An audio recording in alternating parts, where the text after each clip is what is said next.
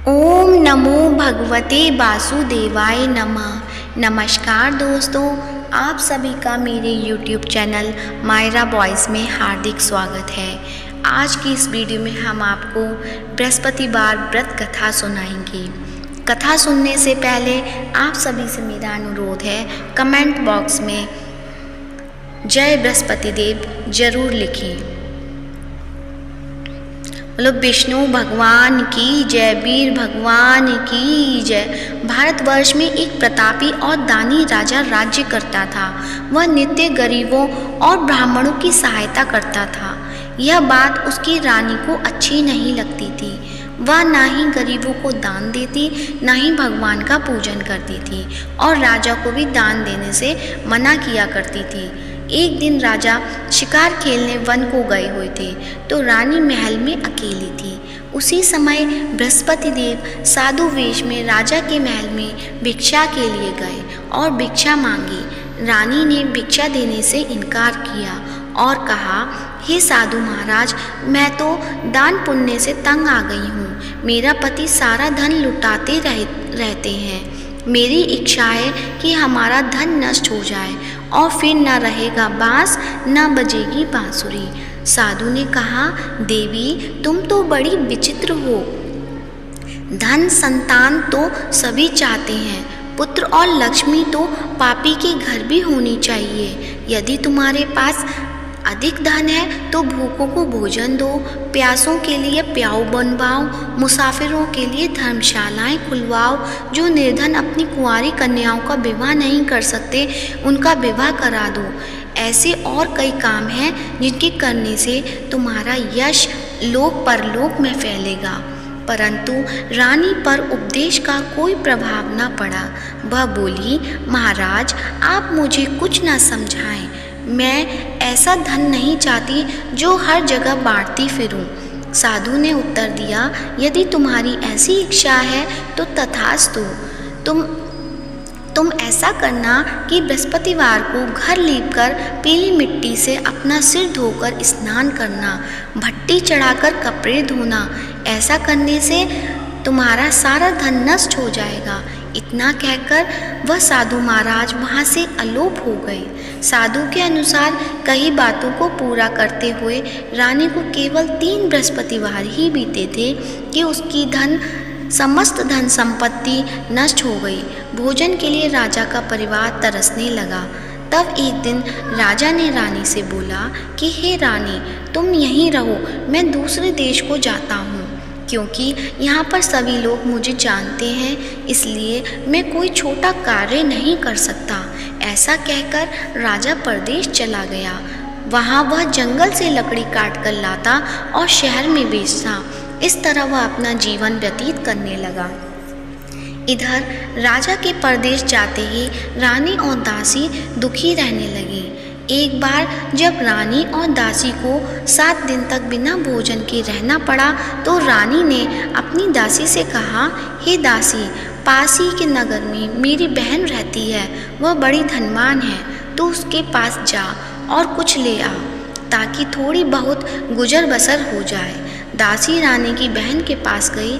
उस दिन गुरुवार था और रानी की बहन उस समय बृहस्पतिवार के व्रत की कथा सुन रही थी। दासी ने रानी की बहन को अपनी रानी का संदेश दे दिया, लेकिन रानी की बड़ी बहन ने कोई उत्तर नहीं दिया।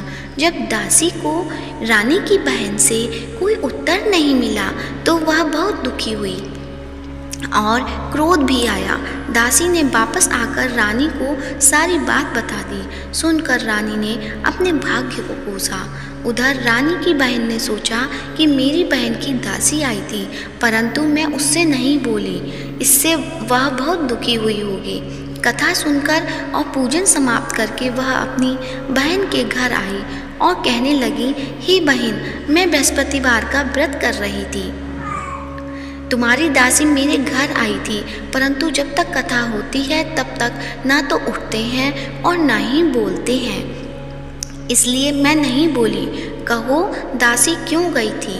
रानी बोली, बहन तुमसे क्या छिपाऊं, हमारे घर में खाने तक को अनाज नहीं था। ऐसा कहते कहते रानी की आंखें भर आईं। उसने दासी समेत पिछले 7 दिनों से भूखे रहने तक की बात अपनी बहन को विस्तार पूर्वक सुना दी। रानी की बहन बोली, देखो बहन, भगवान बृहस्पति देव सबकी मनोकामना पूर्ण करते हैं। देखो, शायद तुम्हारे घर में अनाज रखा हो। पहले तो रानी को विश्वास नहीं हुआ, पर बहन के आग्रह करने पर उसने अपनी दासी को अंदर भेजा तो उसे सचमुच अनाज से भरा एक घड़ा मिल गया। यह देखकर दासी को बड़ी हैरानी हुई। दासी रानी से कहने लगी, हे रानी, जब हमको भोजन नहीं मिलता तो हम व्रत ही तो करते हैं, इसलिए क्यों ना इनसे व्रत और कथा की विधि पूछ ली जाए ताकि हम भी व्रत कर सकें। तब रानी ने अपनी बहन से बृहस्पतिवार का व्रत करने के बारे में पूछा। उसकी बहन ने बताया, बृहस्पतिवार के व्रत में चने की दाल और मुनक्का से विष्णु भगवान का केले की जड़ में पूजन करें तथा दीपक जलाएं, व्रत कथा सुने और पीला भोजन ही करें। इससे बृहस्पति देव प्रसन्न होते हैं। व्रत और पूजन विधि बताकर रानी की बहन अपने घर लौट आई। 7 दिन के बाद जब गुरुवार आया तो रानी और दासी ने व्रत रखा। गुड़साल में जाकर चना और गुड़ लेकर आई, फिर उससे केले की जड़ तथा विष्णु भगवान का पूजन किया। अब पीला भोजन कहाँ से आए, इस बात को लेकर दोनों बहुत दुखी थे। क्योंकि उन्होंने व्रत रखा था, इसलिए बृहस्पति देव उनसे प्रसन्न थे। इसलिए वे एक साधारण व्यक्ति का रूप धारण कर 2 थालों में सुंदर पीला भोजन दासी को दे गए। भोजन पाकर दासी प्रसन्न हुई और फिर रानी के साथ मिलकर भोजन ग्रहण किया। उसके बाद वे सभी गुरुवार को व्रत और पूजन करने लगे। बृहस्पति भगवान की कृपा से उनके पास फिर से धन संपत्ति आ गई, परंतु रानी फिर से पहले की तरह आलस्य करने लगी। तब दासी बोली, देखो रानी, तुम पहले भी इस प्रकार आलस्य करती थी। तुम्हें धन रखने में कष्ट होता है, इस कारण सभी धन नष्ट हो गया, और अब जब भगवान बृहस्पति की कृपा से धन मिला है तो तुम्हें फिर से आलस्य होता है। रानी को समझाते हुए दासी कहती है कि बड़ी मुसीबतों के बाद हमने यह धन पाया है, इसलिए हमें दान पुण्य करना चाहिए, भूखे मनुष्य को भोजन कराना चाहिए और धन को शुभ कार्यों में खर्च करना चाहिए, जिससे तुम्हारे कुल का यश बढ़ेगा, स्वर्ग की प्राप्ति होगी और पितृ प्रसन्न होंगे। दासी की बात मानकर रानी अपना धन शुभ कार्यों में खर्च करने लगी, जिससे पूरे नगर में उसका यश फैलने लगा। बृहस्पतिवार व्रत कथा के बाद श्रद्धा के साथ आरती की जानी चाहिए। इसके बाद प्रसाद बांटकर उसे ग्रहण करना चाहिए। एक दिन राजा दुखी होकर जंगल में एक पेड़ के नीचे आसन जमाकर बैठ गया। वह अपनी दशा को याद करके व्याकुल होने लगा। बृहस्पतिवार का दिन था। एकाएक उसने देखा कि निर्जन वन में एक साधु प्रकट हुए। वह साधु वेश में स्वयं बृहस्पति देवता थे। लकड़हारे के सामने आकर बोले, हे लकड़हारे, इस सुनसान जंगल में तू चिंता मग्न क्यों बैठा है?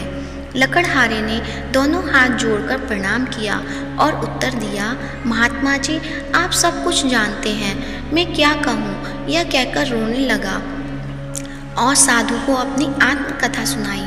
महात्मा जी ने कहा, तुम्हारी स्त्री ने बृहस्पति के दिन बृहस्पति भगवान का निरादर किया है, जिसके कारण रुष्ट होकर उन्होंने तुम्हारी यह दशा कर दी। अब तुम चिंता को दूर करके मेरे कहने पर चलो, तुम्हारे सब कष्ट दूर हो जाएंगे और भगवान पहले से भी अधिक संपत्ति देंगे। तुम बृहस्पतिवार के दिन कथा किया करो। 2 पैसे के चने मुनक्का लाकर उसका प्रसाद बनाओ और शुद्ध जल से लोटे में शक्कर मिलाकर अमृत तैयार करो। कथा के पश्चात अपने सारे परिवार और सुनने वाले प्रेमियों में अमृत व प्रसाद बांटकर आप भी ग्रहण करो। ऐसा करने से भगवान तुम्हारी सब मनोकामनाएं पूरी करेंगे। साधु के ऐसे वचन सुनकर लकड़हारा बोला, हे प्रभु, मुझे लकड़ी बेचकर इतना पैसा नहीं मिलता जिससे भोजन के उपरांत कुछ बचा सकूं। मैंने रात्रि में अपनी स्त्री को व्याकुलता देखा है। मेरे पास कुछ भी नहीं जिससे मैं उसकी खबर मंगा सकूं। साधु ने कहा, हे लकड़हारे, तुम किसी बात की चिंता मत करो। बृहस्पति के दिन तुम रोजाना की तरह लकड़ियां लेकर शहर को जाओ। तुमको रोज से दुगना धन प्राप्त होगा, जिससे तुम भली भांति भोजन कर लोगे तथा बृहस्पति देव की पूजा का सामान भी आ जाएगा। इतना कहकर साधु अंतर ध्यान हो गए। धीरे धीरे समय बीतता होने पर भी फिर वही बृहस्पतिवार का दिन आया। लकड़हारा जंगल से लकड़ी काटकर किसी शहर में बेचने गया। उसे उस दिन और दिन से भी अधिक पैसा मिला। राजा ने चना गुड़ आदि लाकर गुरुवार का व्रत किया। उस दिन से उसके सभी क्लेश दूर हुए। परंतु जब दोबारा गुरुवार का दिन आया तो बृहस्पतिवार का व्रत करना भूल गया। इस कारण बृहस्पति भगवान नाराज हो गए। उस दिन उस नगर के राजा ने विशाल यज्ञ का आयोजन किया तथा शहर में यह घोषणा करा दी कि कोई भी मनुष्य अपने घर में भोजन न बनावे, न आग जलावे। समस्त जनता मेरे यहाँ भोजन करने आवे। इस आज्ञा को जो न मानेगा उसे फांसी की सजा दी जाएगी। इस तरह की घोषणा संपूर्ण नगर में करवा दी। राजा की आज्ञा अनुसार शहर के सभी लोग भोजन करने गए, लेकिन लकड़हारा कुछ देर से पहुंचा। इसलिए राजा उसको अपने साथ घर लिवा ले गए और ले जाकर भोजन करा रहे थे तो रानी की दृष्टि उस खूंटी पर पड़ी जिस पर उसका हार लटका हुआ था। वह वहां पर दिखाई नहीं दिया। रानी ने निश्चय किया कि मेरा हार इस मनुष्य ने चुरा लिया है। उसी समय सिपाहियों को बुलाकर उसको कारागार में डलवा दिया। जब लकड़हारा कारागार में पड़ गया और बहुत दुखी होकर विचार करने लगा कि न जाने कौन से पूर्व जन्म के कर्म से मुझे यह दुख प्राप्त हुआ है, और उसी साधु को याद करने लगा जो कि जंगल में मिला था। उसी समय तत्काल बृहस्पति देव साधु के रूप में प्रकट हुए और उसकी दशा को देखकर कहने लगे, अरे मूर्ख, तूने बृहस्पति देव की कथा नहीं करी, इस कारण मुझे दुख प्राप्त हुआ है। अब चिंता मत कर। बृहस्पतिवार के दिन कारागार के दरवाजे पर 4 पैसे पड़े मिलेंगे। उससे तू बृहस्पति देव की पूजा करना तो सभी कष्ट दूर हो जाएंगे। बृहस्पति के दिन उसे 4 पैसे मिले। लकड़हारे ने कथा कही। उसी रात्रि को बृहस्पति देव ने उस नगर के राजा को स्वप्न में कहा, हे राजा, तुमने जिस आदमी को कारागार में बंद कर दिया गया है वह निर्दोष है, वह राजा है, उसे छोड़ देना। रानी का हार उसी खूंटी पर लटका है। अगर तू ऐसा नहीं करेगा तो मैं तेरे राज्य को नष्ट कर दूंगा। इस तरह रात्रि के स्वप्न को देखकर राजा प्रातःकाल उठा और खूंटी पर हार देखकर लकड़हारे को बुलाकर क्षमा मांगी और लकड़हारे को योग्य सुंदर वस्त्र आभूषण देकर विदा कर दिया। बृहस्पति देव की आज्ञा अनुसार लकड़हारा अपने नगर को चल दिया। राजा जब अपने नगर के निकट पहुंचा तो उसे बड़ा आश्चर्य हुआ। नगर में पहले से भी अधिक बाग, तालाब, कुएं, बहुत सी धर्मशाला, मंदिर आदि बन गई हैं। राजा ने पूछा, यह किसका बाग और धर्मशाला है? तब नगर के सब लोग कहने लगे, यह सब रानी और दासी का है। उन्हें आश्चर्य हुआ और गुस्सा भी आया। जब रानी ने यह खबर सुनी कि राजा आ रहे हैं तो उन्होंने बांदी से कहा कि हे दासी, देख, राजा हमको कितनी बुरी हालत में छोड़ गए थे। हमारी ऐसी हालत देखकर वह लौट ना जाए, इसलिए तू दरवाजे पर खड़ी हो जा। आज्ञानुसार दासी दरवाजे पर खड़ी हो गई। राजा आए, उन्हें अपने साथ लेवा लाई। तब राजा ने क्रोध करके अपनी रानी से पूछा कि यह धन कैसे प्राप्त हुआ है। तब उन्होंने कहा, हमें यह सब धन बृहस्पति देव की इस व्रत कथा से प्राप्त हुआ है। राजा ने निश्चय किया कि 7 रोज बाद तो सभी बृहस्पति देव का पूजन करते हैं, परंतु मैं प्रतिदिन दिन में 3 बार कहानी तथा रोज व्रत किया करूँगा। अब हर समय राजा के दुपट्टे में चने की दाल बंधी रहती तथा दिन में 3 बार कहानी कहता। एक रोज राजा ने विचार किया कि चलो अपनी बहन के यहाँ हो आवे। इस तरह निश्चय कर राजा घोड़े पर सवार होकर अपनी बहन के यहाँ को चलने लगा। मार्ग में उसने देखा कि कुछ आदमी एक मुर्दे के लिए जा रहे हैं। उन्हें रोककर राजा कहने लगा, अरे भाइयों, मेरी बृहस्पति देव की कहानी सुन लो। वे बोले, लो, हमारा तो आदमी मर गया, इनको अपनी कथा की पड़ी है। परंतु कुछ आदमी बोले, अच्छा कहो, हम तुम्हारी कथा भी सुनेंगे। राजा ने दाल निकाली और जब कथा आदि हुई कि मुर्दा हिलने लग गया, और जब कथा समाप्त हो गई तो राम राम करके मनुष्य उठकर खड़ा हो गया। आगे मार्ग में उसे एक किसान खेत में हल चलाता मिला। राजा ने उसे देख और उससे बोला, अरे भैया, तुम मेरी बृहस्पतिवार की कथा सुन लो। किसान बोला, जब तक मैं तेरी कथा सुनूंगा तब तक 4 हरिया जोत लूँगा। जा अपनी कथा किसी और को सुनाना। इस तरह राजा आगे चलने लगा। राजा के हटते ही बैल पछाड़ खाकर गिर गए तथा किसान के पेट में बड़ी जोर का दर्द होने लगा। उस समय उसकी माँ रोटी लेकर आई। उसने जब यह देखा तो अपने पुत्र से सब हाल पूछा और बेटे ने सभी हाल कह दिया। तो बुढ़िया दौड़ी दौड़ी उस घुड़सवार के पास गई और उससे बोली कि मैं तेरी कथा सुनूंगी, तो अपनी कथा मेरे खेत पर चलकर ही कहना। राजा ने बुढ़िया के खेत पर जाकर कथा कही, जिसके सुनते ही वह बैल उठ खड़े हुए तथा किसान के पेट का दर्द भी बंद हो गया। राजा अपनी बहन के घर पहुंचा। बहन ने भाई की खूब मेहमानी की। दूसरे रोज प्रातःकाल राजा जगा तो वह देखने लगा कि सब लोग भोजन कर रहे हैं। राजा ने अपनी बहन से कहा, ऐसा कोई मनुष्य है जिसने भोजन नहीं किया हो? मेरी बृहस्पतिवार की कथा सुन ले। बहन बोली, हे भैया, यह देश ऐसा ही है कि पहले यहाँ लोग भोजन करते हैं, बाद में अन्य काम करते हैं। अगर कोई पड़ोस में हो तो देख आऊं। वह ऐसा कहकर देखने चली गई, परंतु उसे कोई भी ऐसा व्यक्ति नहीं मिला जिसने भोजन ना किया हो। अतः वह एक कुम्हार के घर गई जिसका लड़का बीमार था। उसे मालूम हुआ कि उसके यहाँ 3 रोज से किसी ने भोजन नहीं किया है। रानी ने अपने भाई की कथा सुनने के लिए कुम्हार से कहा। वह तैयार हो गया। राजा ने जाकर बृहस्पतिवार की कथा कही, जिसको सुनकर उसका लड़का ठीक हो गया। अब तो राजा की प्रशंसा होने लगी। एक रोज राजा ने अपनी बहन से कहा कि हे बहन, हम अपने घर जाएंगे, तुम भी तैयार हो जाओ। राजा की बहन ने अपनी सास से कहा। सास ने कहा, हाँ चली जा, परंतु अपने लड़के को मत ले जाना, तेरे भाई की कोई औलाद नहीं है। बहन ने अपने भैया से कहा, हे भैया, मैं तो चलूँगी पर बालक नहीं जाएगा। राजा बोला, जब कोई बालक नहीं चलेगा तब तुम ही क्या करोगी? बड़े दुख मन से राजा अपने नगर को लौट आया।